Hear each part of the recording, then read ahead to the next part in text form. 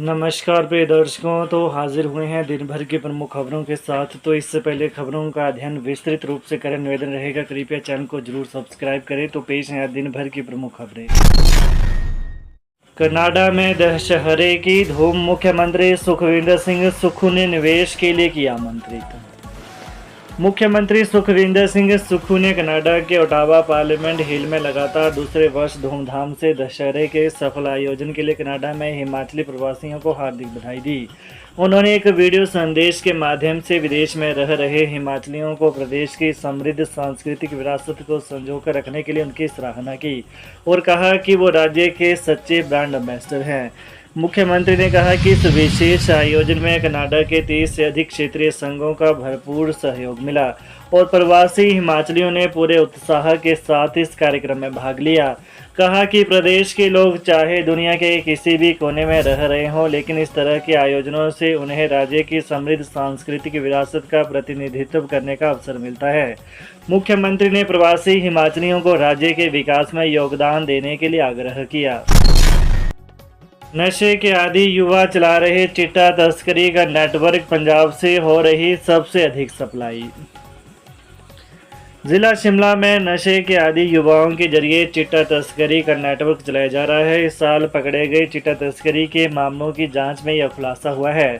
चिंता की बात यह है कि बाहरी राज्यों से बड़ी मात्रा में चिट्टे की तस्करी जिले के विभिन्न क्षेत्रों में हो रही है।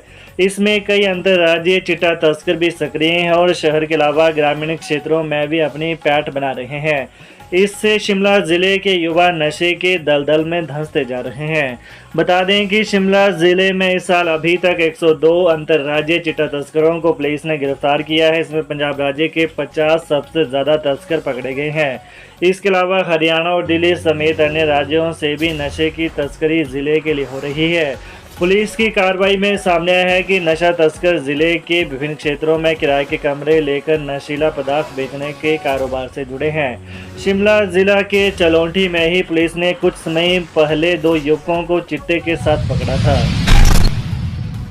शिमला में छेड़छाड़ करने पर युवती ने मां के साथ मिलकर धुना व्यक्ति, 5 मिनट तक खूब बरसे लात से। शिमला शहर में उपायुक्त कार्यालय के पास लोअर बाजार मार्ग पर लड़की के साथ छेड़छाड़ का मामला सामने आया है। घटना शनिवार दोपहर की है। आरोप है कि व्यक्ति ने लड़की को आपत्तिजनक शब्द कहे। इससे गुस्से में आकर मां और बेटी ने उस व्यक्ति की जमकर धुनाई कर दी। इस दौरान मौके पर लोगों की भीड़ इकट्ठा हो गई और काफ़ी देर तक मामला गरमाया रहा। इस संबंध में लड़की और उसकी मां ने पुलिस में कोई शिकायत दर्ज नहीं करवाई है। घटना पिछले कल दोपहर करीब 2 बजे की बताई जा रही है, जब उपायुक्त कार्यालय के समीप लोअर बाजार जाने वाले मार्ग पर लड़की और उसकी मां बैठी हुई थी। बताया जा रहा है कि इसी दौरान यहां से गुजरे एक व्यक्ति ने लड़की पर फबतियां कसी। इससे गुस्से में आकर लड़की और उसकी मां ने व्यक्ति को वहीं पर धर दबोचा और जमकर उसकी पिटाई की।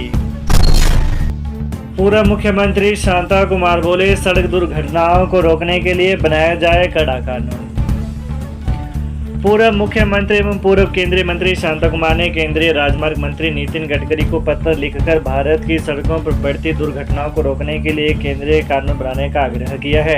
उन्होंने कहा कि नितिन गडकरी द्वारा दुर्घटनाओं के संबंध में बताए गए वर्ण पढ़कर दिल दहला गया। उन्होंने कहा कि उस रिपोर्ट के अनुसार भारत में कुल 63 लाख किलोमीटर सड़कें हैं।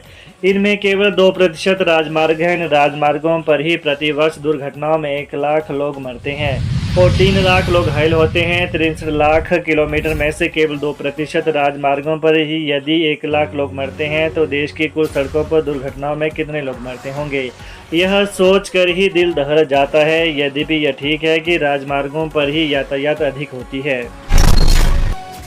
कार्यालय में घुसकर कर्मचारी से मारपीट, परिसर में खड़ी गाड़ियों को भी तोड़ा।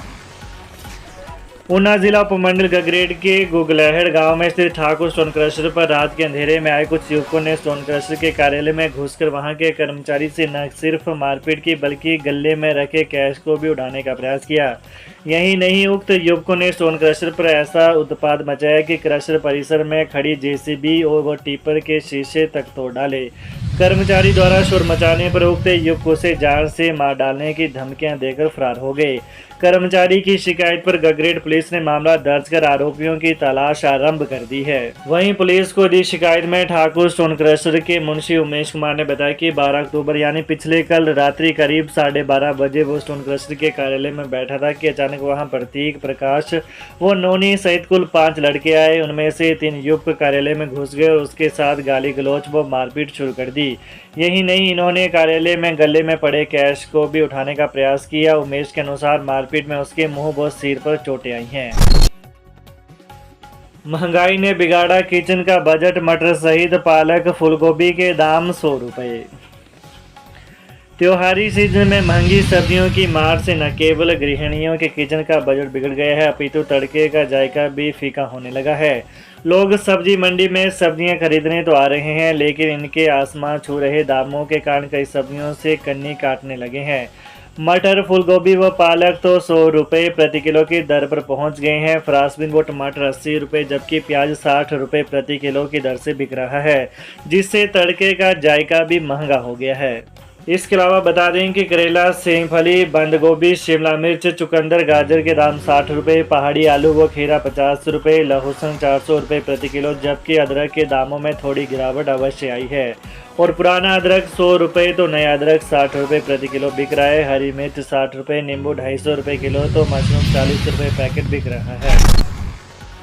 ऊना हमीरपुर NH पर ट्रक और मोटरसाइकिल की टक्कर, हादसे में 2 युवकों की मौत।